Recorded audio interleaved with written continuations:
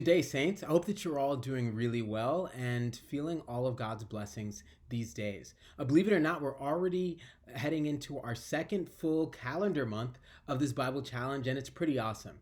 Now, the reading that we have for this upcoming week is very interesting reading. It's the end of Exodus into the first third or so, almost the first half of Leviticus.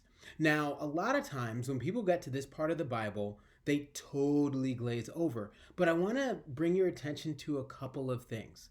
For one, in the book of Leviticus, Leviticus basically means laws. And in Leviticus, we get a sense of tons of laws. Now, some of these laws are around clean and unclean foods, which you might say don't apply to us because most of us in this community aren't folks who keep kosher in that way or anything. But I invite you to read a little bit more closely and pay attention. So, what makes it clean? What makes it unclean? Imagine for yourself what might be the reasoning behind some of this besides ritual purity.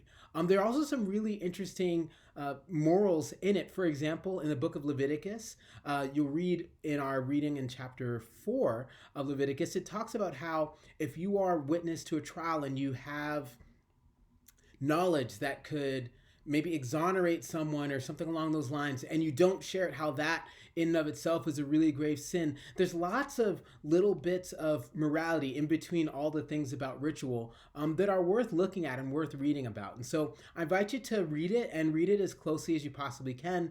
And yeah, see if there's some things you get out of it. Also, in chapter 10 of Leviticus, there's a really crazy story about what happened to the sons of Aaron.